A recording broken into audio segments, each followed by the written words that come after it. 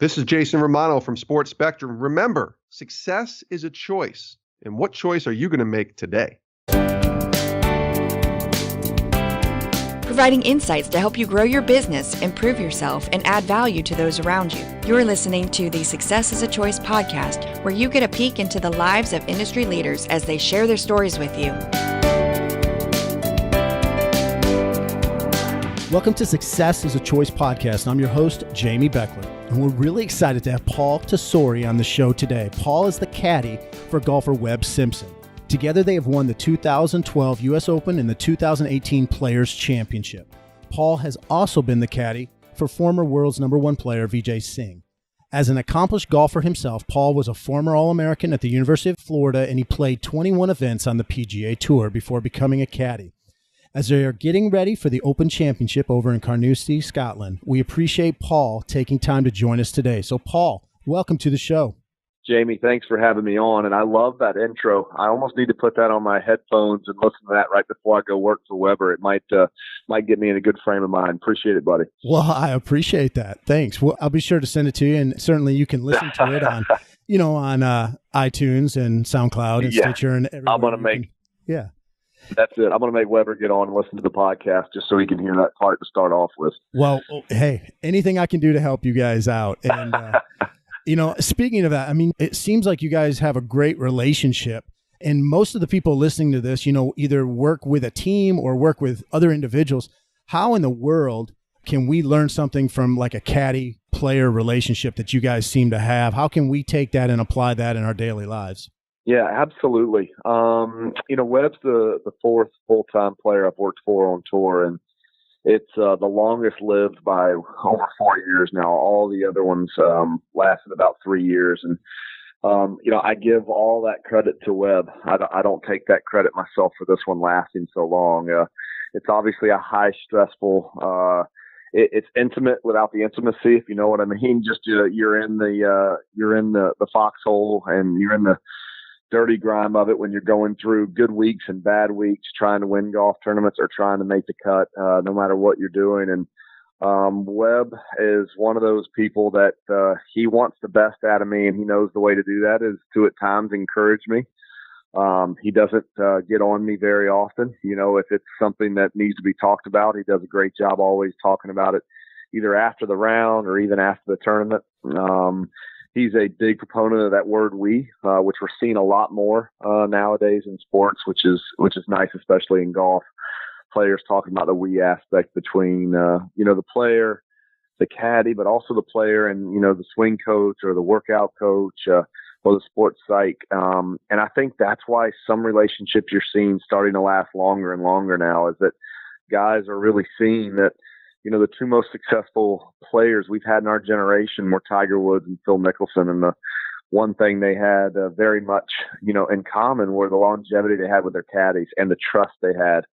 And so, as leaders, as businessmen, and that's what Webb is. He's a businessman. I know he's in the sports world, but, he's got as many people on his staff as a lot of companies do. And, he makes sure that everybody's taken care of, everybody feels validated, and we all know where our little piece and cog in the wheel is, and he shows his appreciation for it. So, almost it's our 8th season, coming up on the end of 8 years, and he's definitely the difference between this relationship lasting so long and the other ones maybe being a little shorter. So when you guys are on the golf course, golf is pretty mental. It seems like, especially for all of us hacks that play it, we can get inside our own head. And I imagine it's not much different to a degree for professional golfers. So what do you say as a caddy to keep them focused? Yeah. Each guy is needed a little bit different tick. VJ was one of those guys. I would try to find somebody in the field that was beating us. If there was somebody on the leaderboard I knew he didn't like, or someone we were playing with would even be a better scenario. I would just say, hey, can you imagine that guy is whipping us by that many? I'd say him in that instance of getting going, and that would fire him up and he'd get going. Jerry Kelly, an ex-hockey guy, you would just throw something in there to make him mad and he'd get going. And now with Weber, for him, at the very beginning, he did need a lot of that. He needed some of those pump-up speeches. He needed some of those, hey, get your head up. Remember, it's a marathon, not a sprint, kind of all those old things. But nowadays, he's gotten so strong now. He works with a sports psych that also works with NFL kickers, and they've got a good game plan together, which basically nothing changes. Whether you're 5 under through 5 or 3 over through 5, put your head down. What's the goal on the next hole? It's to get the ball in the fairway or get the ball on the left side of the green, whatever it is. And his maturity level, I think he's in his livers and finishing up his 10th season. So by now he's got enough of those tools where he's okay, but definitely the hat of a caddy, anywhere from psychologist to swing guru to maybe marriage counselor to to kids advice there, and it never really changes. With Webb, I know this year at TPC, I was a sports fan. I just turned to as many other sports as I could that had nothing to do with golf to try to keep our minds in between shots off of golf and on other subjects. So it kind of changes week by week, year by year, and definitely player by player. Well, I heard you started talking trash to him a little bit about NBA basketball and Steph Curry. I did.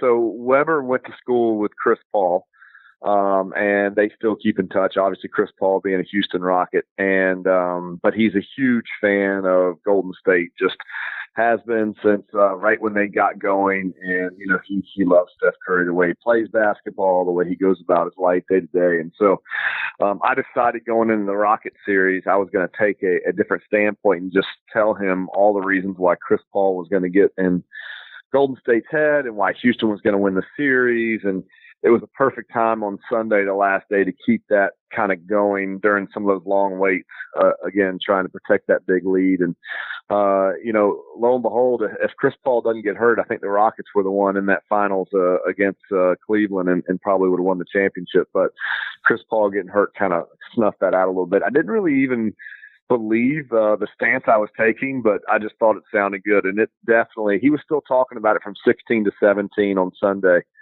at TPC on that nice walk. So I knew I had gotten him going pretty good. Well, he's a front running fan, loving the Golden State Warriors. But speaking of front runners, let's go back to that TPC at Sawgrass, which happens to be your home course, by the way. But, Webb had a 7-stroke lead, which is really unheard of going into the last day. And how did you guys approach going into that day playing with such a big lead? Yeah, it was definitely different. I haven't really been a part of that before. I was working for Vijay back in 2001. We had a big lead over Tiger, who ended up coming back and beating us. But there's not much you can do sometimes. TPC Sawgrass is one of those weird golf courses that if you are a chaser, if you're somebody who's coming after somebody else, you could make up some ground and do it in a hurry. And it's also a golf course that if you're trying to protect, it can jump up and bite you in a hurry. So we did talk Saturday night just about are we going to think anything different going into Sunday? And we just talked about, hey, instead of us normally going 8 feet right of pins, we might be going 12 feet right of pins. But the number one thing we tried to keep reiterating over and over again was Rory McIlroy way back in 2011 had a 4-shot lead at the Masters, and infamously, I think, shot 82 or 83 the last day, and then turned around the very next major at Congressional at the U.S. Open and had the same lead and expanded that lead and won by, I think he might have won by 8. And they asked him the difference between the Masters and Congressional, and he said something I'll never forget. And he said at the Masters he felt like he was taking conservative targets and putting conservative swings on it to those targets. And what he changed was at the U.S. Open was he took conservative targets, but he put aggressive swings on there. So, if you're trying to hit it 15 feet right of the pin at Sawgrass on, I don't know, maybe 13 to that tucked left pin, hey, aim there, but let's be aggressive to that target. Let's try to hole it out to the target that we're going at. And we talked about that, and he did a really good job of that the last day. Made 1 or 2 very small mental mistakes. Again, yeah, I think more so that's just golf, but also maybe the last day creeping up on us a little bit. But I know this, for me, like you said, home course, played it, 700 times probably. I worked for Vijay for the better part of 5 years, so sitting on the back of that range a lot. My grandfather was a starter down the road, so it was the longest day I've ever had in golf for sure. It just felt like it would never end. And with Tiger and Jason Day and Duffner chasing us down, they were only 4 back with 5 to play, and I know people think that's a big lead, and it's just not around that golf course. That's one bad swing from us. I had watched Brooks Koepka while I was out walking the golf course go 2-2, double eagle birdie on 16, 17. So I knew what could happen, and it was just nice to finally get that ball on the green on 17 and be able to breathe a little bit. Well, watching or going into that Sunday, you know, I thought to myself, you know, outside of like a Tiger Woods back in the day or, you know, a couple other top-notch players, Webb seems to be the kind of guy that would do the best being up with a big lead because his demeanor seems to be very cool, calm, and collected. It doesn't seem like anything rattles him. But I'm sure that there's issues at times, you know, where he has to bounce back or there's a tough hole. You know, how as a caddy do you help him or any golfer for that matter kind of bounce back and move forward? Well, Jamie, yeah, what a great point you bring up. You know, first of all, that couldn't be a higher form of flattery for Webber because when I first got on the bag with Webb in 2011, he was struggling. He was, I think, 213th in the world and was just he had just barely kept his card, and he was struggling with nervousness and anxiety and slow play on the golf course. And I came into a job, obviously, where I had a lot of experience. I'd worked for the best player in the world and had worked on his game, you know, enough to be able to help take over that spot from Tiger when Tiger was at his best. And I was able to give Webber some things, some tools to use, but it took him a while. He was not comfortable in that situation for a long time, and not until recently has he become a little bit more comfortable there. You know, it's still not easy to do. It's still something that you want to get there more and more and more in order to get fully comfortable. I know even Vijay was stuck at that 9-win total up until he was 41 years old, and then he was able to break through and kind of relearn how to win. It's taken a lot of work. He's had to, you know, go outside his comfort zone and ask for help. Ask for help, obviously, through a sports psych, ask for help through other players. I know, you know, the businessmen that are listening to your podcast that, you know, are leaders, reach out, go to guys that are wiser, that are older, that maybe have been more successful. I think pride is one of the biggest killers when you're trying to get better, trying to lead better, trying to grow your business, or in Webb's case, you know, trying to get to be the best player in the world. He had to reach out, and he talked to the Tiger Woods, the Phil Mickelsons, the Vijays, the Jim Furyk's, guys that have done it for a long, long time. And he wasn't afraid to make those steps. And so he took ownership of the things he was missing at. And to be able to sit back and watch him go around that golf course, not only the last day, but to win wire to wire with such a big lead, it was really enjoyable for me. And it was a lot. I didn't have to do as much as normal. You know, in the past, I would have had to have all my tricks up my sleeves about one shot at a time. And hey, bud, block out the scoreboard or the noise. There was a lot of noise ahead of us the last day. We knew what was happening. You could tell Tiger's roars are still different than everybody else's. And you could tell that he was going nuts up ahead. Some stragglers were starting to come back to root against Webb as Tiger was starting to go on his run. And we were starting to hear some of the noise. And again, Webb just put his head down. I gave him one little speech from 10 to 11 because we had gotten a little sloppy with a couple of missed spots. And he heard me, and he kind of got his focus back to where it needed to be, and he was able to turn it around. But again, just for me to watch the guy grow has been one of the biggest bits of joy in my job I've ever seen. And to the point now where I can kind of sit back and relax and just kind of let his demeanor come to me instead of the other way around. Well, you mentioned it's been fun to watch him grow, and you also mentioned, you know, you kind of mentioned his world ranking, and he was pretty much down in the dumps when you joined up with him a few years ago. Talk a little bit about how it came to be that you guys kind of joined forces, and it almost seems like you were a match made in heaven. Yeah, it really was. I was filing for the first time in my life. I was working for Sean O'Hare. We were really good friends. We were top 20 in the world. We had won a few times together. And at the end of 2010, he had kind of an off year, and he thought that maybe he could find something different. And so he let me go. I was shocked, and didn't really know what to do at the time. I had my faith is really strong to me. People that know Webber and myself know how strong that is. And I'd started looking. I wanted to make sure my next job was somebody who at least was a Christian, somebody that was walking in that faith and not just saying that that's who they were. And Weber came up in December of 2010, and I love I like to kind of talk about his impact. He said he called to interview me, but he ended up being interviewed by me.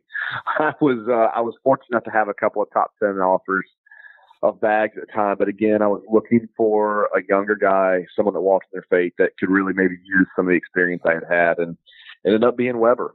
And I was able to teach him a lot about the game. He was a huge talent, but just didn't understand all the aspects of playing golf on the PGA Tour. He was just, if a hole was short, he just seemed to, hit a 3-wood off the tee. If a hole was long, he just hit driver. But there's plenty of times in our game where it might be a 490-yard par 4, but it's a 3-wood off the tee, or it, might be a 360-yard par 4, but it might be a driver. It just, it depends where your missed spots are, and you kind of got to look outside the box. And he was, just kind of what a lot of the guys are coming out of college, a little bit more, okay, hey, this is where I need to hit it. I need to leave full numbers, and just didn't know how to work his way around the course. And he didn't know at the time why his golf swing worked. He had a great teacher, a guy that grew up with him, but he didn't know why it worked, so he couldn't fix it when it went wrong. And I was able just to bring a little bit of knowledge of that into it. And, by the end of the year, I think we were ranked 10th at the end of the year, finished second on the money list, second on the FedEx Cup, and we had a monster year. And at the same time, Weber taught me a lot about faith and about how to walk it daily. So, like you said, match made in heaven. Weber and I, and our belief, we believe it was made in heaven, but no matter what, it was definitely the right time for us to get together. And it's been a really fun run, and I really think he's about to go on a really nice stretch here these next few years. We'll return our conversation with PGA caddy Paul Tesori in just a moment. He's worked with some of the top players on the PGA Tour and been a champion caddy. The same principles that make these golfers great are some of the same qualities that are outlined in our new book, Building Champions: Success Principles from A to Z. It is designed to help you better understand the foundational principles needed to be a champion on and off the playing fields. In fact, we talk about resiliency and bouncing back from tough times, and we use a couple of golfing stories as examples. To learn more about this book, please visit the website, buildingchampionsthebook.com. And now back to Paul Tesori. Well, you mentioned that you've been on the bag for a number of other players. What is the breakups like? What is it like when you see them around the course? And to my knowledge, you didn't have a messy breakup. Like last year, there was a golfer, and I won't mention his name, but his caddy just quit right in the middle of the round because they got in such an argument. Yeah. And what kind of are there bridges burned? What's the relationships afterwards? Yeah, I'm going to give you a couple of different answers. Start with me. And I almost feel like this is the Forrest Gump moment, my mama always said, but, my dad always told me growing up, my dad owned a salvage business and ran one for over 40 years. And he taught me some great business aspects. But one of them, he's like, son, you never burn a bridge. Don't ever burn a relationship. If things get heated, if things break up, just remember, you never know. You may need them in the future, or they may need you, whatever. Just shake a hand, say, I'm sorry, it didn't go the way we wanted, and just get on out. And so I was sure to do that. Me and Vijay broke up one time, and it wasn't great, but I made sure at the same time that we did it before it got ugly. And so we did, and we were able to have another stretch, and I still consider him a friend now.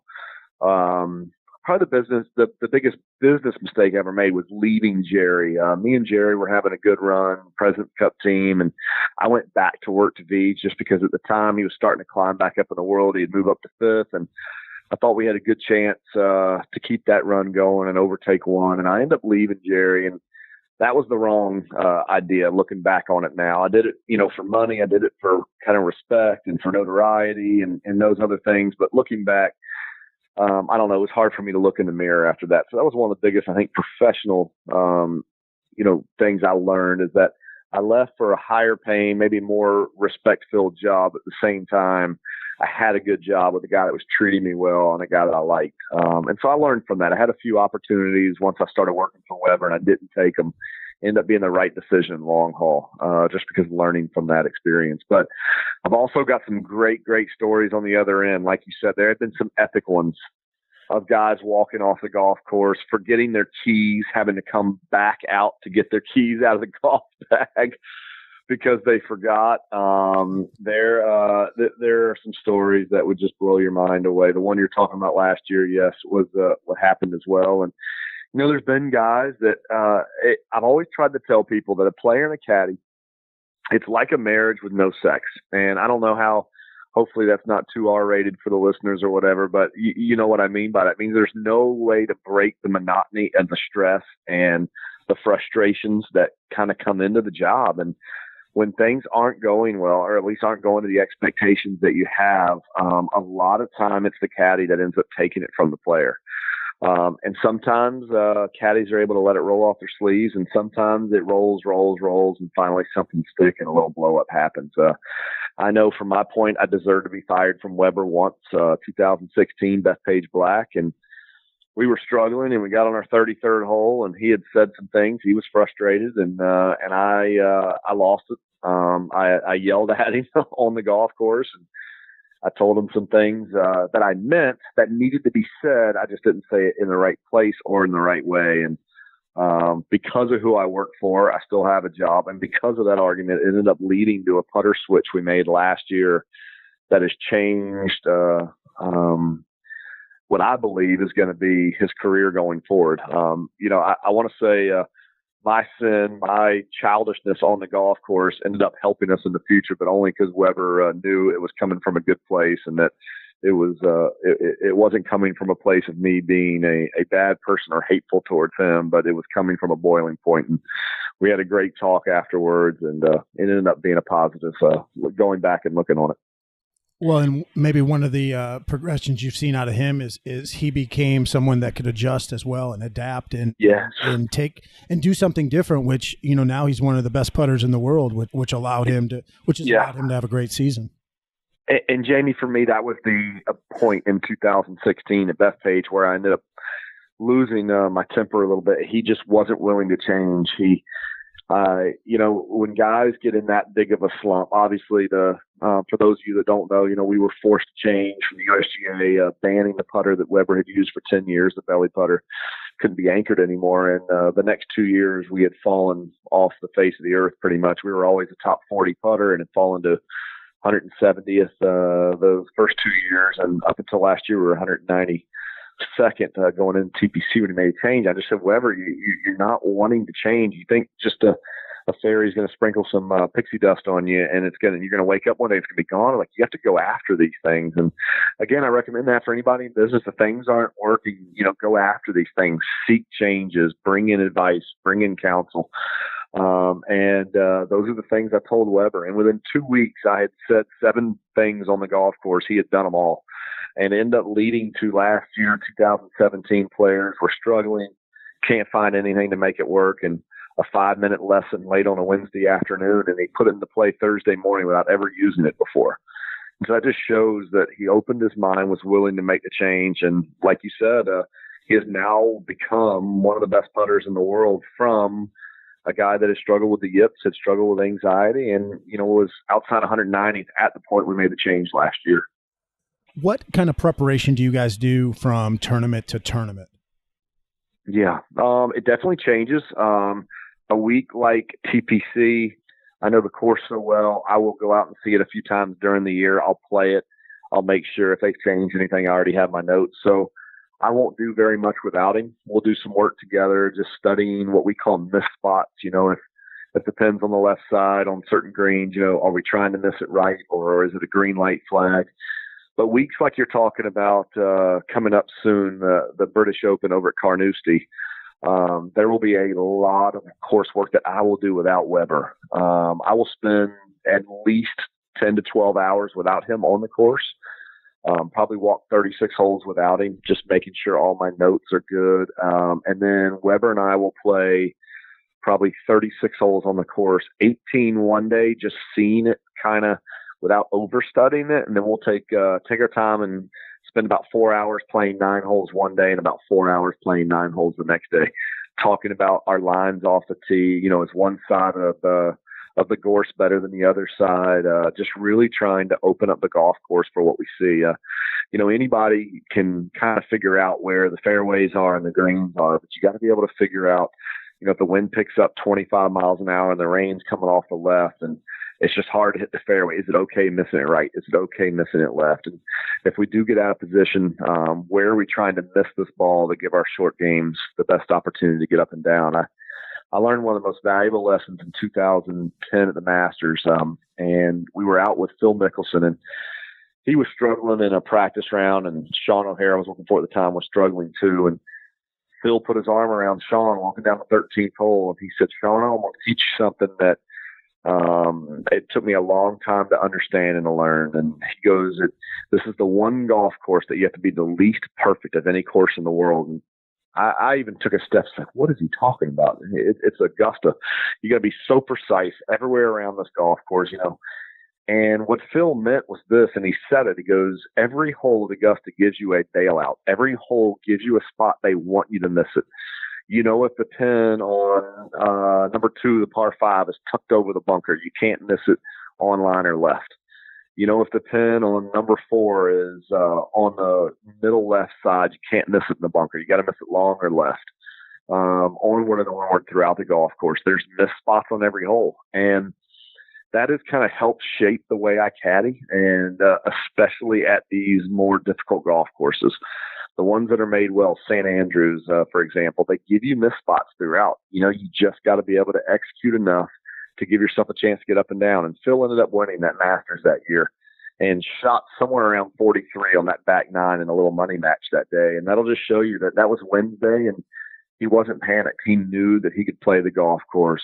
He knew where his missed spots were. So our goal at Carnoustie and our goal at any of the majors or courses we haven't seen much is to make it feel like a home golf course without actually being one. You mentioned the British Open coming up. Do you do anything special? Like, do you try to find a way to go play in the rain or the wind somewhere? Or do you make some things tougher on your practice the week before? No, not really. We won't shy away. You know, most tournaments, if there's rain or if the wind's blowing exceedingly hard, we won't go play. We will go play there if it's raining or blowing in a practice round. Our hope every time at the British is that we'll get to see both the prevailing wind and the non-prevailing wind. Sometimes you get caught a little bit having only played the course one way, and then it'll flip on you and play the other. And on links golf courses, it makes a bigger difference than most. The U.S. Open we just played at Shinnecock was a great example. Unfortunately, we got caught on that bad in the draw where Friday morning we played in that rainstorm. And the 14th hole, we hit driver 3 wood 30 yards short of the green, par 4. And it turned around on Sunday. We hit 3 wood 7-iron on the green. And, I mean, you can just tell what a huge difference that is. 12, we hit driver 3 wood on Friday morning at the U.S. Open. And on Sunday, we hit 3 wood sand wedge.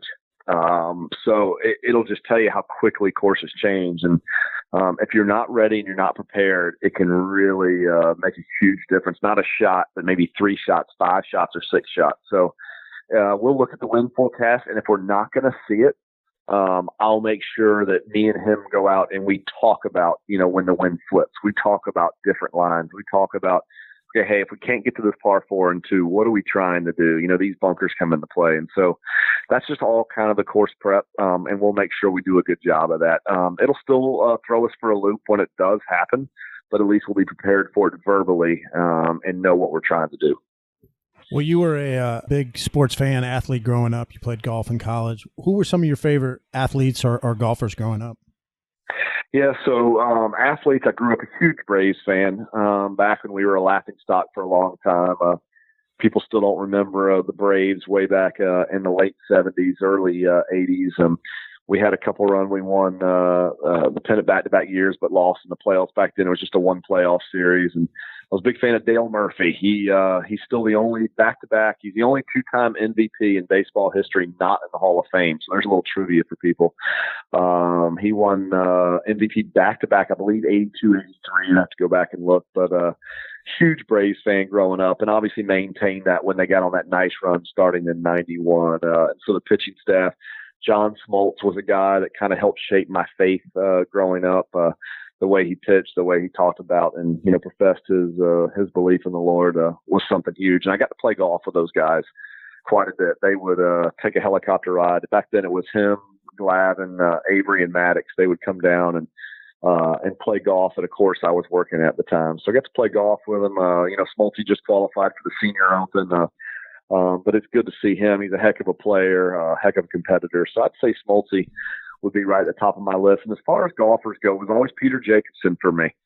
Growing up, he was a really good player. He was a top 20 player growing up, but he was the guy doing all the mimics and, making fun of Stadler and Corey Pavin and Tom Lehman, and he could do all the impersonations. So Peter was a guy that I always looked up to growing up.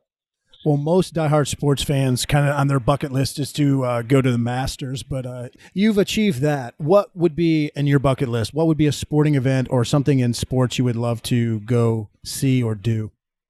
Yeah, so it's always tough for me. I'm one of these, I love watching things from home.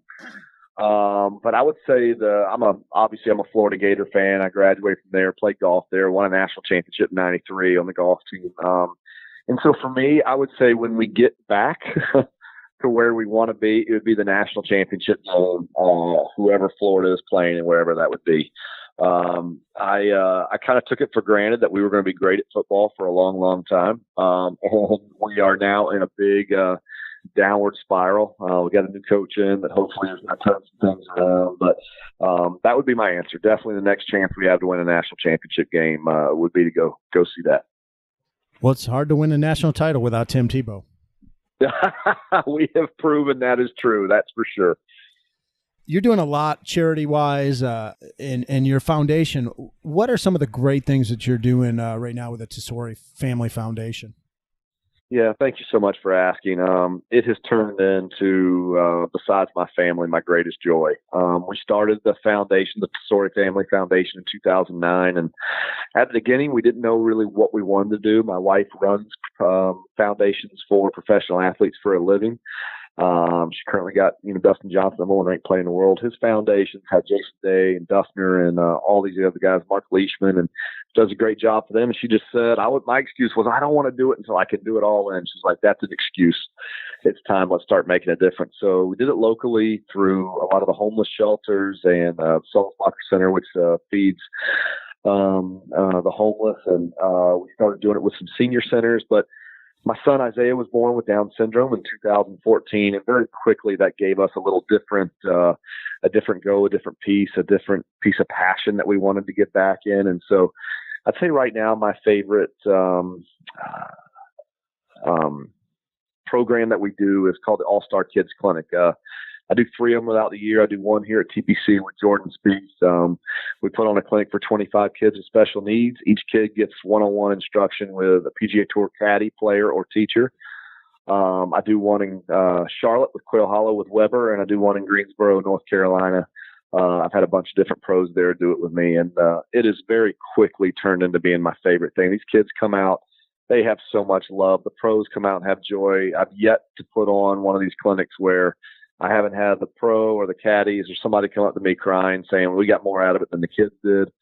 It just changes your perspective so quick. In a world that we live in, it's all about world rankings and money lists, and FedEx Cup and stroke average and all this stuff. It's just nice to get away and do that. And then my wife has formed a buddy basket program where we give kids born in North Florida that are born with Down syndrome a package worth about $3,000. And we just give it so they can celebrate the birth of their child. We weren't able to do that. We were very quickly, Isaiah was whisked away and we didn't know what was going on, but we had a lot of those struggles right away and never got a chance to really celebrate his birth. So it was her idea to let's make sure they can do that. We got some Monster energy drinks in there. We got some fun books to read, but no paraphernalia on Down syndrome or booklets or pamphlets or anything else, just a chance to celebrate the kids. And a lot of those families have now ended up becoming close friends of ours, which has been great. But anybody that wants to check it out, you can do it on TesoriFamilyFoundation.org. And I do a little thing called Walk a Mile in My Shoes, where you can kind of pledge the miles I walk throughout the year. And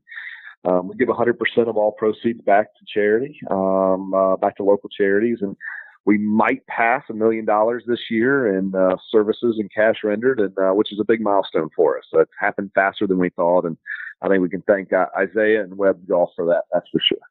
Yeah, we need to keep Webb hitting it straight and using that claw grip on the greens. We need to get that money up there for the foundation. Yes, we do. Yes, we do. No doubt about it. We need him to hit it a little crooked every now and then. That gets my miles up, which helps us make money. Webb, I'm kidding if you're listening, buddy. I need you down the middle, that's for sure.